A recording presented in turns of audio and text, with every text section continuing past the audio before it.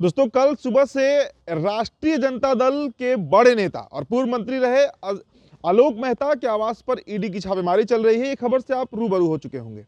उनके 16 ठिकानों पर पटना से लेकर समस्तीपुर, उजियारपुर, दिल्ली, उत्तर प्रदेश के कई ठिकानों पर छापेमारी हुई। इसके पहले भी आपने देखा कि सुभाष यादव, अरुण यादव, रामचरण सेठ जैसे, राधाचरण सेठ माफ कीजिएगा, जैसे जो नेता रहे हैं, बड़े लीडर्स रहे हैं, उनके आवास पर छापेमारी तो ईडी की चल ही रही है। भोला यादव पर अलग तरीके से शिनाख्त कसा गया है। लेकिन इन सब खबरों के बीच एक और बड़ी खबर है, और ये खबर सच में बहुत बड़ी है, क्योंकि 2025 का विधानसभा चुनाव को साधने के लिए राष्ट्रीय जनता दल और खासकर तेजस्वी प्रसाद यादव और लालू प्रसाद यादव जो हैं, न सिर्फ उन्होंने कमर कसा है, बल्कि एक पूरी रणनीति के तहत इस पर अब काम चल रहा है। देखिए, राजद में जो सबसे बड़ा सवाल है, जिसका जवाब सभी आरजेडी के कम से कम कार्यकर्ता तो जरूर तलाश रहे होंगे, कि उनका अगला प्रदेश अध्यक्ष, बिहार का जो प्रांत प्रभारी होगा, वो कौन होगा। जगदानंद सिंह के ऊपर तो ये लगभग तय है, ये लगभग चर्चा हो चुकी है कि जगदानंद सिंह ने अपना रिटायरमेंट ले लिया है, उन्होंने वीआरएस ले लिया है, मतलब उनको रिटायर किया नहीं गया, वो स्वेच्छा से अब राजनीति ही छोड़ना चाह रहे हैं। आरजेडी नहीं, राजनीति से ही संन्यास लेंगे। हालांकि देखिए, भले ही 80 वर्ष उनकी आयु हो गई है, उससे अधिक उनकी आयु है, लेकिन आज भी बड़े फुर्तीले हैं और बड़े मतलब हेल्दी, जिसे कहते हैं ना कि पूरा स्वस्थ व्यक्ति हैं। लेकिन रामगढ़ में जो उनके पुत्र अजीत सिंह की जो हार हुई, जो उपचुनाव हुआ था, उसके बाद शायद उनका मन टूट गया, मन छोटा हो गया, जो कहिए, तो जगदानंद सिंह अब रिटायरमेंट लेने जा रहे हैं। ये बात लगभग तय हो चुकी है। इस बीच चर्चा इस पर देखिए लगातार होती है कि कौन अगला प्रदेश अध्यक्ष बनेगा। हमने आज से 15-20 दिनों पहले भी आपको खबर बताया था, कई नामों पर चर्चा चल रही थी।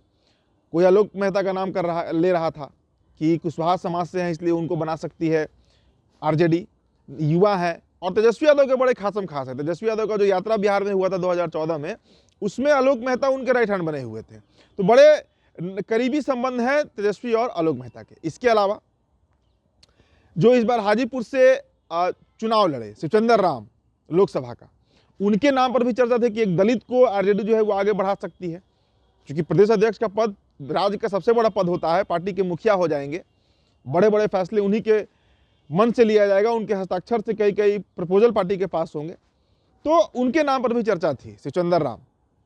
इसके अलावा मुस्लिम फेस को आगे करने की बात चल रही थी कि अब्दुल बारी सिद्दीकी का भी नाम आ सकता है। लेकिन अब जो खबर निकल कर आ रही है, वो इन सभी कयासों पर पूर्ण विराम लगाने जा रही है। पूर्ण विराम यानी इनमें से कोई अब प्रदेश अध्यक्ष के रेस में नहीं है। तो आखिर है कौन, और यही खबर आपको देने हम सुबह सुबह हाजिर हुए हैं। देखिए, आरजेडी का अगला प्रदेश अध्यक्ष कौन बनेगा, ये लालू प्रसाद यादव ने तय कर दिया है। और हम क्यों कह रहे हैं कि लालू यादव ने तय कर दिया, हम इसलिए कह रहे हैं कि लालू यादव ने तय कर दिया, क्योंकि हालांकि देखिए, अभी जो नेता है वो आरजेडी में है नहीं, वो फिलहाल जदयू में है, लेकिन संटिंग में चल रहे हैं। संटिंग का मतलब कि उन्हें कोई पद अभी, मतलब पार्टी में पद नहीं दिया गया है, जदयू में है। हालांकि पूर्व में वो राज्यसभा के सदस्य भी रहे हैं, 2004 से लेकर 2009 के बीच, 2009 से लेकर 2014 के बीच वो लोकसभा के सदस्य रहे हैं, लंबे समय तक वो एमएलसी रहे हैं, विधान परिषद रहे हैं, बिहार सरकार के मंत्री भी रहे हैं। तो आप समझ सकते हैं कि उनका कितना बड़ा पोर्टफोलियो है। और सबसे बड़ी बात, वो अति पिछड़ा समाज से आते हैं, वो धानुक जाति से आते हैं, वो मंडल जाति से आते हैं। तो आप समझिए कि एक बहुत बड़ा राजनीतिक दाव लालू प्रसाद यादव जो हैं वो खेलने जा रहे हैं, एक अति पिछड़ा को आरजेडी का प्रदेश अध्यक्ष बनाकर, जो इस वक्त जदयू में है। तो देखिए दोस्तों, नाम की अगर हम बात करें तो आप मंगनी लाल मंडल को जानते होंगे, बड़े नेता हैं बिहार के, बहुत बड़े लीडर हैं बिहार के, छोटा नेता नहीं कह सकते हैं। सिर्फ विधायक ना रहे हैं, बल्कि बाकी सभी संवैधानिक पदों पर रहे हैं, एमएलसी रहे हैं, एमपी रहे हैं, राज्यसभा के एमपी रहे हैं, लोकसभा के, और झंझारपुर से वो चुनाव लड़ना चाह रहे थे, लेकिन उनका टिकट नहीं मिल पाया। तो मंगनी लाल मंडल क्या गेम चेंजर अगर बनते हैं प्रदेश अध्यक्ष, तो और लगभग ये खबर पक्की है, आपको बता दे रहे हैं, इस पर मुहर लग चुकी है। लालू प्रसाद यादव ने इस नाम को फाइनल किया है। 24 जनवरी को वो, आपको याद होगा कि अभी कुछ ही दिन पहले उन्होंने आरजेडी छोड़कर जेडीयू में ज्वाइनिंग लिया था, लेकिन वहां पर कुछ उन्हें मिला नहीं। तो अब इस 24 जनवरी को बजाबते वो जेडीयू छोड़कर आरजेडी ज्वाइन करने जा रहे हैं। बस औपचारिकता भर का मतलब काम बचा है। खबर पक्की है कि वो जेडीयू से अब उनका मोह भंग हो गया है और उन्हें बजाबते आरजेडी का प्रदेश अध्यक्ष का गद्दी मिलने जा रहा है। अब आगे समझिए कि इस खेल का मतलब क्या है। क्या आरजेडी में कोई ऐसा लीडर नहीं था जिसे लालू यादव ये गद्दी सौंप सकते थे? तो जवाब है, लीडर्स तो कई हैं, लेकिन जातीय समीकरण का और जो ताना बाना बिहार में है। अब देखिए, लोकसभा में जो कुशवाहा कार्ड लालू प्रसाद यादव ने खेला, कई कुशवाहा को टिकट दिया गया महागठबंधन की तरफ से, चाहे मोतिहारी से राजेश कुशवाहा हो, अभय कुशवाहा औरंगाबाद से ले लीजिए, श्रवण कुशवाहा लड़े आपको नवादा से, कई कुशवाहा, करीब 7 कुशवाहा लीडर्स को टिकट दिया गया लोकसभा में, तो उसका फायदा भी मिला। शाहबाद की सभी सीटें पर बीजेपी साफ हो गई, एनडीए साफ हो गई। आरा में बीजेपी हार गई, काराकाट हार गई एनडीए, उपेंद्र कुशवाहा हार गए। सासाराम आप देख ही रहे हैं, बक्सर देख लीजिए, वहां से सुधाकर सिंह जीत गए, पाटलिपुत्र देख लीजिए, मीसा भारती जीत गई। तो फायदा तो मिला इसका, कुशवाहा वोटर्स का एक बड़ा लॉबी जो है, एक बहुत बड़ा वोटर तबका जो है वो गया आरजेडी के साथ। तो अब अति पिछड़ा पर दांव क्यों लगाया जा रहा है? देखिए, बिहार में पिछले साल 2023 में 2 अक्टूबर को जातीय जनगणना की रिपोर्ट सार्वजनिक कर दी गई थी, पब्लिश किया गया था, और उसमें यह क्लियर देखा गया कि जातीय समीकरण के अनुसार बिहार में सबसे बड़ा जो वोट बैंक है वो ईबीसी का है, अति पिछड़ों का है। 36% 36% जो वोटर्स हैं बिहार में वो अति पिछड़ा समाज से हैं, जिसमें धानुक सबसे बड़ी आबादी वाली जाति है, सबसे बड़ी। कई लोकसभा, कई विधानसभा ऐसे हैं जहां पर धानुक अकेले डिसिसिव हो जाते हैं। आप भागलपुर का इलाका पकड़ लीजिए, आप मुंगेर का इलाका पकड़ लीजिए, मोकामा की अगर हम बात करें, मोकामा टाल की, तो वहां पर हार जीत का फैसला आनंद सिंह को शुरू से धानुक ही करवाते रहे हैं। भूमिहार तो वहां पर सिर्फ आपको शहरी इलाका में मिलेंगे, जो टाल का इलाका है वो पूरा धानुक बाहुल्य है।